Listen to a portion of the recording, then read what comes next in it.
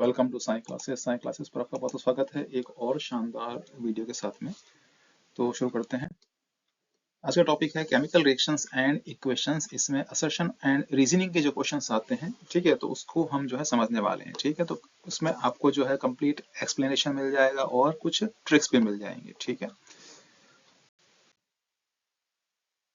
सो इस तरह का क्वेश्चन होता है जिसमें आपको दिया है following questions consist of two statements, assertion and reason. Answer these questions selecting the appropriate option given below. ठीक है, तो आपको दो स्टेटमेंट्स होंगे। ठीक है, इसमें एक assertion होगा और एक यहाँ पे रीजन गिवन होगा। ठीक है, अब दोनों को पढ़ने के बाद में हमको ये डिसाइड करना है कि दोनों ही जो है assertion और रीजन ट्रू है या दोनों में से कोई एक फॉल्स है। उसके अकॉर्डिंग हमको इन चार ऑप्शन में से एक सेलेक्ट करना है। ठीक है, now assertion says chemical reaction changes the physical and chemical state of a substance. Reason says when electric current is passed through water or a liquid, it decomposes to produce hydrogen and oxygen gases. Assertion कहता है कि भी chemical reaction जो होती है उससे किसी भी सब्सटेंस की केमिकल और फिजिकल स्टेट चेंज हो जाती है। ठीक है, और रीजन कहता है कि जब वाटर में इलेक्ट्रिक करंट पास करते हैं तो वो डिकम्पोज हो जाता है और हाइड्रोजन और ऑक्सीजन प्रोड्यूस करता है। तो यहाँ पर हमारे पास में ये ऑप्शन हो गए। ठीक है, ये हमारे पास में ऑप्शन है। ठीक है ना, तो अब देखते हैं both A and R are true. Assertion और रीजन दोनों ही ट्रू है यहाँ पर। ठीक है ना, तो हमें क्या करना होता है कि दोनों सेंटेंस को हम इंडिविजुअली सेपरेट अलग अलग समझते हैं। ठीक है, और ये डिसाइड करते हैं कि दोनों ट्रू है या नहीं है।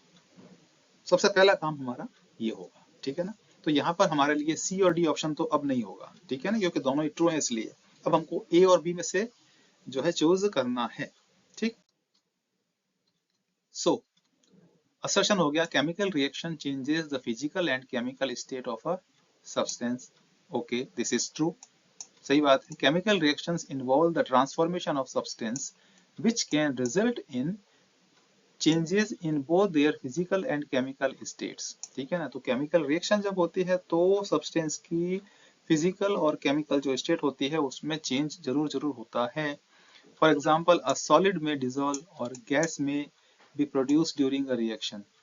ठीक है ना, गैस निकलती है indicating a change in the state and chemical composition. ठीक है, तो क्या होता है, स्टेट में जो है उसकी जो फिजिकल स्टेट है उसमें चेंज होता है और उसका जो केमिकल कॉम्पोजिशन होता है वो भी चेंज होता है। ठीक है ना, क्योंकि देखो कलर भी चेंज हो सकता है, उसमें गैस का इवोल्यूशन भी हो सकता है, टेम्परेचर डिक्रीज या इंक्रीज हो सकता है। ठीक है, तो यहाँ पर जो है ये इंडिकेट करता है कि फिजिकल स्टेट भी चेंज होती है और केमिकल कॉम्पोजिशन भी चेंज होता है। तो ये असर्शन तो हमारा बिल्कुल ट्रू है। ठीक है, now reason this is true. When an electric current is passed through water, a process called electrolysis. ठीक है, तो इस प्रोसेस को हम क्या कहते हैं, इलेक्ट्रोलाइसिस कहते हैं। It decomposes into hydrogen gas at the cathode and oxygen gas at anode. ठीक है ना, तो इसमें जो इलेक्ट्रोड्स होते हैं कैथोड और एनोड होते हैं, जब डिकम्पोज होगा वाटर तो हाइड्रोजन गैस जो है वो कैथोड पर जाएगी और ऑक्सीजन गैस जो है वो एनोड पर। ठीक है, this is an example of a chemical reaction. तो ये केमिकल रिएक्शन तो है। ठीक है, where the chemical composition of water changes, बिल्कुल यहाँ पर जो है वाटर का केमिकल कॉम्पोजिशन चेंज हो चुका है बिकॉज वो डिकम्पोज हो चुका है। ठीक है, तो अब assertion A and reason are true, दोनों सही है, बिल्कुल सही है, but R is not correctly explanation of A. R जो है वो असर्शन को यानी रीजन जो है वो असर्शन को करेक्टली एक्सप्लेन नहीं करता है। तो हमारा ऑप्शन यहाँ पर क्या हो जाएगा, बी हो जाएगा। ठीक है, अब रीजन जो है असर्शन को एक्सप्लेन नहीं करता है, क्यों नहीं करता है, why R is not the correct explanation of A.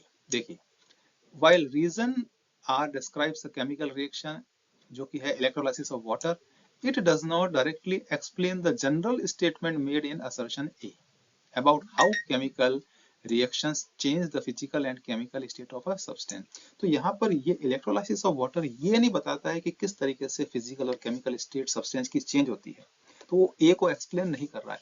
The reason focuses on a specific example. Reason क्या है? एक केवल स्पेसिफिक एग्जाम्पल है इलेक्ट्रोलाइसिस का.